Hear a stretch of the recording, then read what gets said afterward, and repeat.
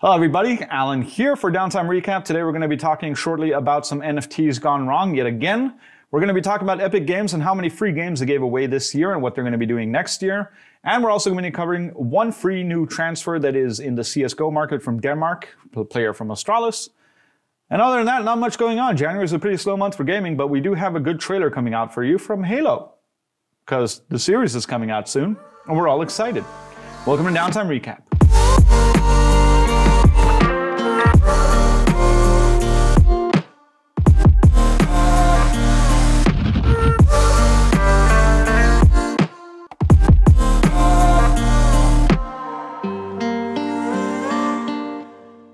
For those of you looking forward to the Halo live action, you are not alone. A lot of people have been looking forward to it for a long time, moi included.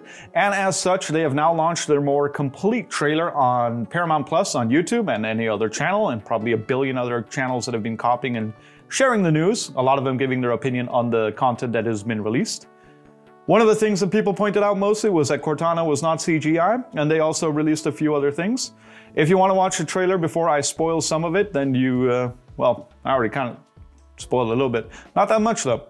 But yeah, we'll leave all the links in the description below. But if anything, skip over to the next chapter if you don't want to hear any more. But apparently Steve Downes will no longer be voicing the Chief in the series, as they have found someone else to do that. This was not a surprise if you were following the IMDb and everything else, but it does sound a little bit weird if you are a Halo fan. So if anything, check out the new trailer and then give your own opinions about what you think.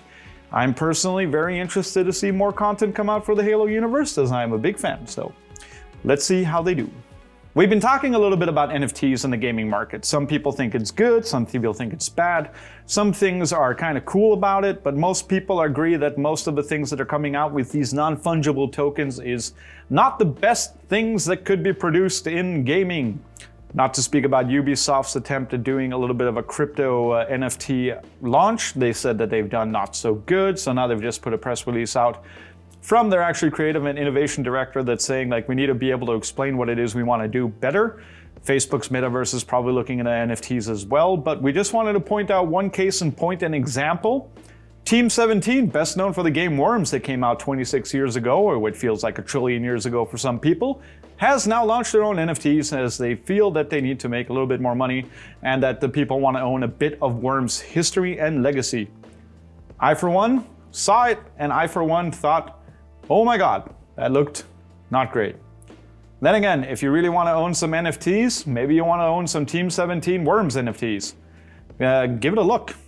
As we speak through NFTs, we're also going to check out Blockverse. Blockverse was a Minecraft server where people would buy, NFTs to be able to be part of that server, and with the money from the NFT sales, they would get some unique content and the possibility to do some cool things on their server.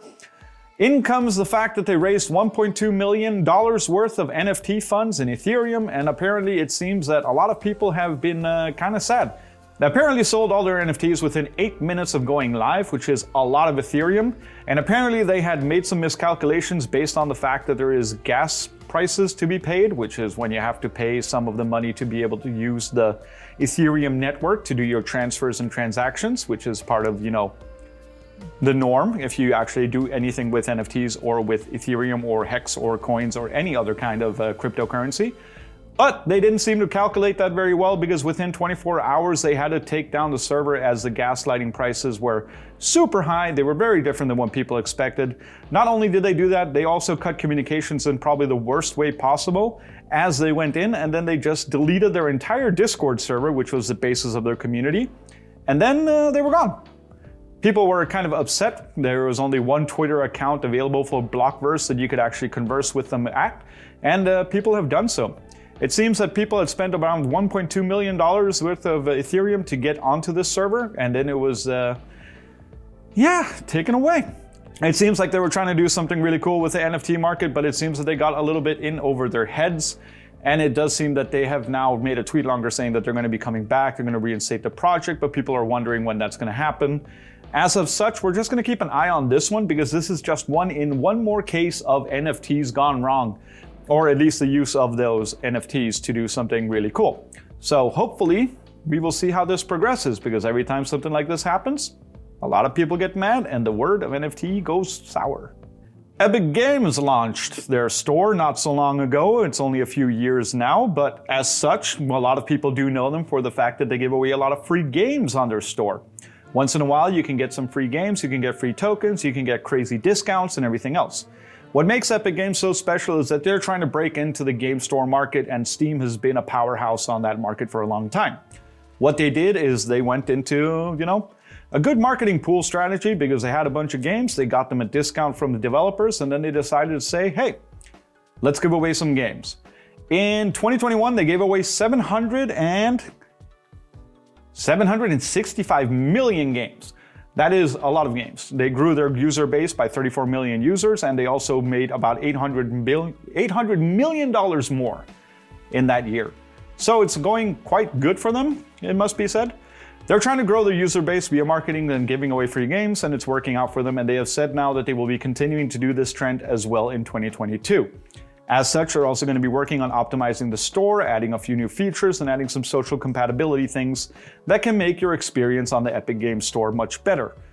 As for you, if you like free games, then maybe you want to have an account on it. And for a lot of people, now it is Steam, Epic Games is like the two markets where you go out there for some free games and for some, good discounts. So that's good. Good for the consumer. Competition's good.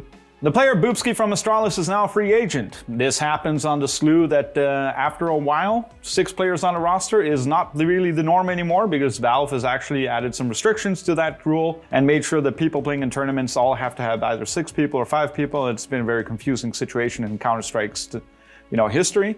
A lot of people feel that players were joining teams and just not being able to play. Bubzkji did replace Device last year when he did go over to Ninjas in Pajamas, but it seems that maybe Device might be coming back. And as such, he doesn't really have anything to do. So they've now released him as a free agent, and he is one of the biggest, CSGO talents Denmark has. He's up there in the top 20 at least. And we are looking forward to seeing what he can actually, where he's going to find a new home.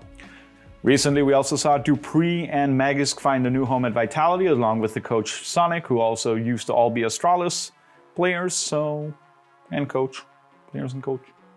So we're going to see what it is they're going to be figuring out here in the future. That's been all for us here at Downtime Recap. We just wanted to make sure that you guys knew that we were going to be going ahead with our event coverage of the different events that you can look forward to here in 2022. So as such, we're going to start making a few more videos where we're going to cover in content with what gaming events there's going to be happening, what events you can go to, how you're going to be able to progress with stuff.